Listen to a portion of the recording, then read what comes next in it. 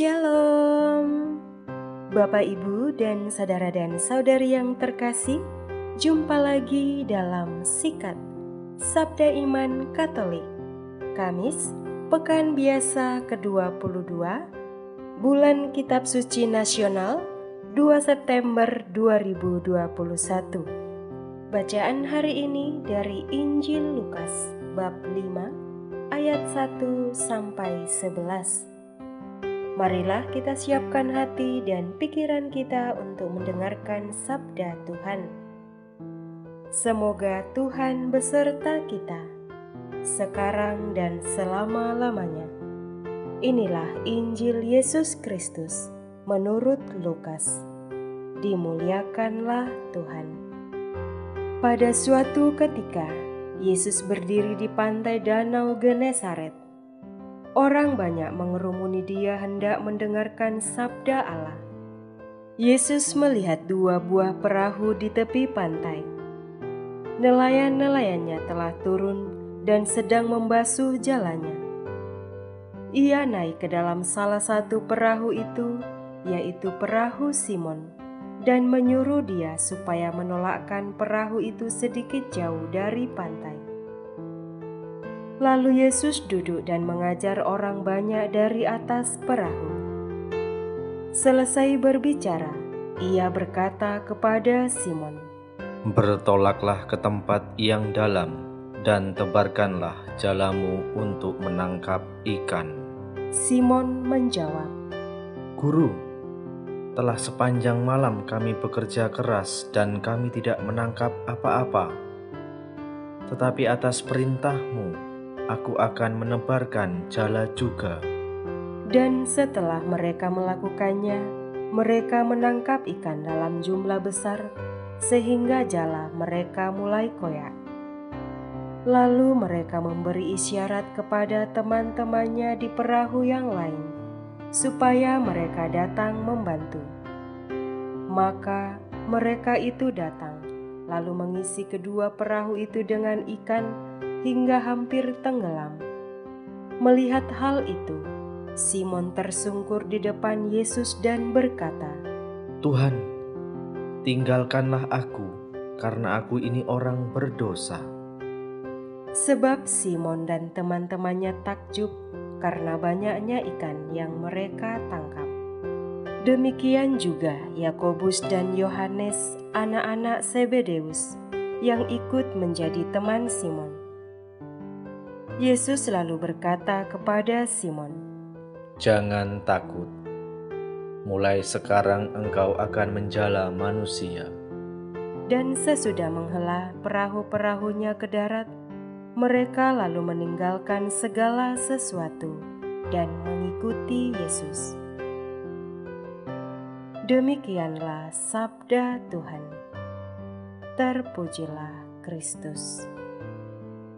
Bapak, Ibu, dan saudari yang terkasih, renungan hari ini akan dibawakan oleh Bapak Andrian Rendi Randika dari Cirebon. Selamat mendengarkan. Bapak, Ibu, dan saudara-saudari yang dikasihi Tuhan, berkah dalam untuk kita semua. Saudara-saudari, Injil kali ini mengajak kita untuk melihat bagaimana keputusan yang diambil oleh Petrus dalam mengikuti Yesus. Pada awal, ia sempat menolak karena ia sadar akan segala dosa yang telah dilakukannya. Sampai kemudian Yesus kembali menegaskannya dan merayunya dengan kata, "Jangan takut." Pada hari ini, saya akan membawa kita semua pada situasi di mana kita sebagai orang beriman Katolik seringkali merasa kesulitan dan seringkali merasa beruntung. Kesulitan mungkin dialami oleh setiap umat Katolik. Namun, hanya beberapa orang saja yang merasa beruntung karena dapat dipersatukan dengan Allah lewat sakramen-sakramen yang telah kita lalui. Kesulitan-kesulitan datang karena perasaan takut, malu, dan lain sebagainya. Bahkan di banyak situasi, tidak jarang saudara-saudari kita melepaskan iman akan Kristus hanya untuk suatu kepentingan saja.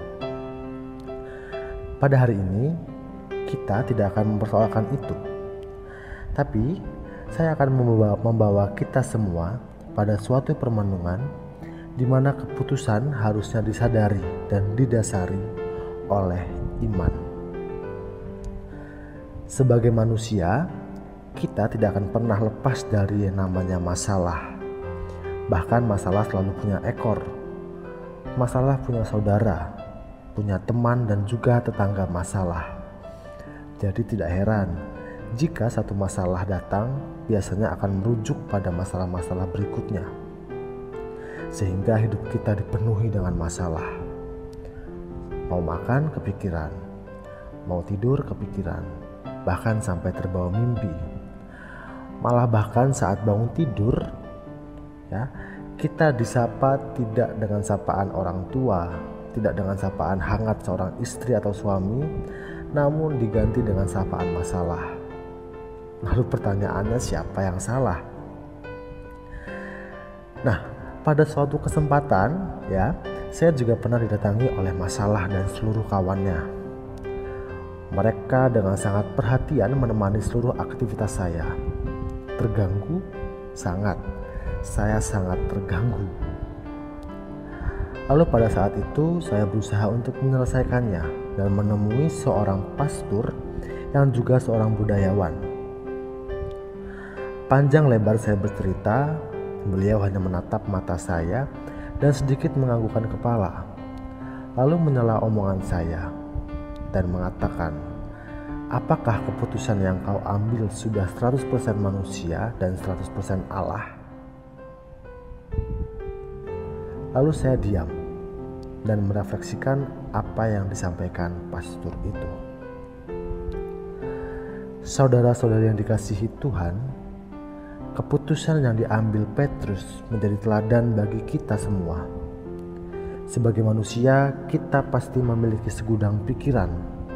Kita punya segudang pengalaman, keterampilan, dan apapun itu untuk menjawab atau untuk memberikan suatu keputusan, baik untuk orang lain juga untuk diri sendiri.